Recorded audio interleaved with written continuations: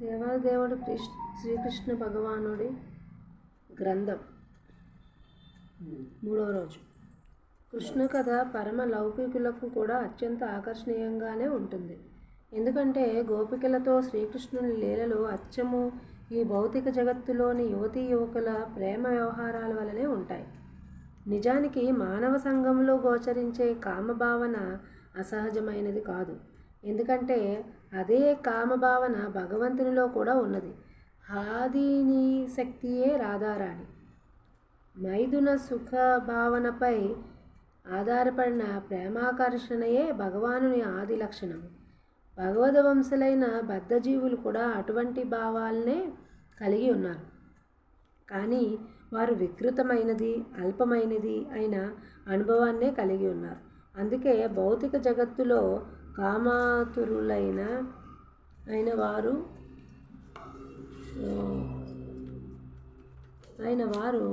గోపికలతో శ్రీకృష్ణుని లీలలను విన్నప్పుడు అది లౌకికముగా గోచరించినప్పటికీ ఎంతో ఆనందిస్తారు.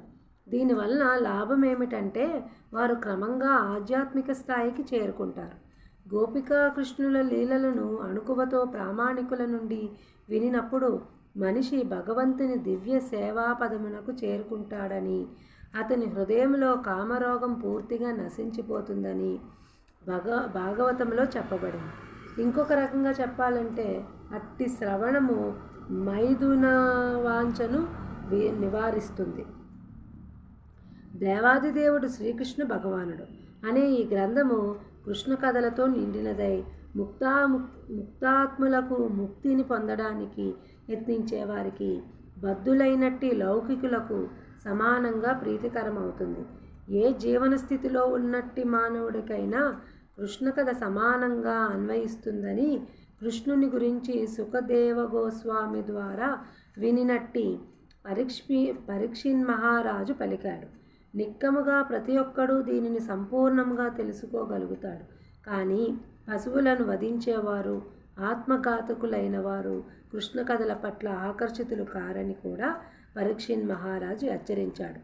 అంటే శాస్త్ర నియమాలను పాటించేవారు ఏ స్థితిలో ఉన్నప్పటికీ కృష్ణ కథల పట్ల నిక్కముగా ఆకర్షితులు అవుతారని, ఆత్మఘాతకులైన వ్యక్తులు మాత్రం ఆకర్షితులు కారని ఈ మద్భాగవతంలో ఈ సందర్భం నందు పశుజ్ఞ అనే పదము వాడబడింది. ఆత్మానుభూతి లేనివారు, ఆధ్యాత్మికానుభూతిలో అభిరుచి లేనివారు తమను తామే చంపుకున్నట్లు అవుతారు. వారు ఆత్మఘాతకులే. మానవ జన్మము విశేషంగా ఆత్మానుభూతికే ఉద్దేశించబడింది కనుక ఈ ముఖ్యమైన కార్యాన్ని నిర్లక్ష్యపరిచేవాడు పశువుల వలె కాలాన్ని వృధా చేసిన వాడే అవుతాడు. అందుకే అతడు పశుజ్ఞుడు. నిజంగా పశువులను చంపేవాడిని ఈ పదానికి ఇంకొక అర్థము.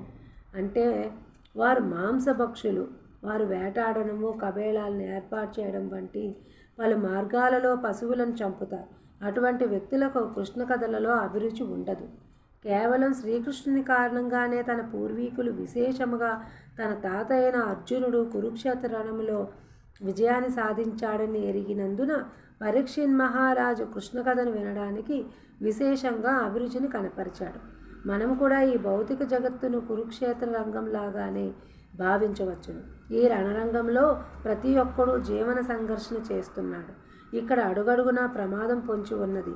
పరీక్షిన్ మహారాజు చెప్పిన దానిని బట్టి కురుక్షేత్ర రణరంగము భయంకరమైన జలచరాలతో నిండిన మహాసాగరములాగా ఉంది.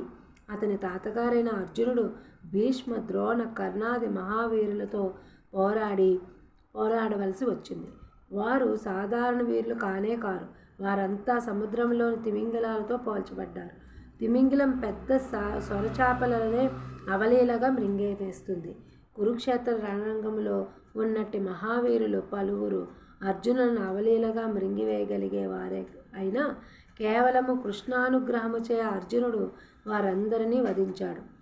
దూడగిట్టి ముద్రలోని అల్పజలాన్ని మనిషి అవలీలగా దాటగలిగినట్లు శ్రీకృష్ణుని అనుగ్రహముచే అర్జునుడు కురుక్షేత్ర మహాసాగరాన్ని అవలీలగా దాటాడు.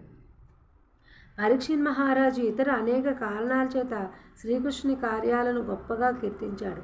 శ్రీకృష్ణుని చేత తాతగారు రక్షింపబడమే కాకుండా తాను కూడా రక్షింపబడ్డాడు.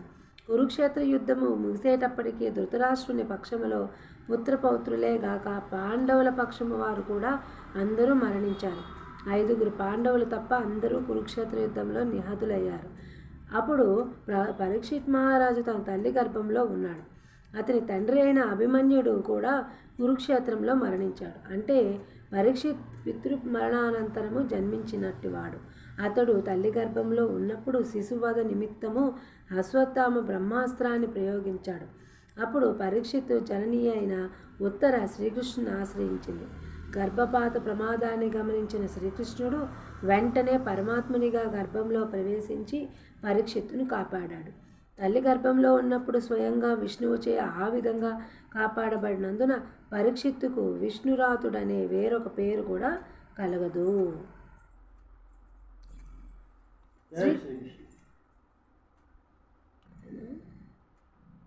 సంపూర్ణం. ఈరోజు కథ సంపూర్ణం. జై శ్రీకృష్ణ.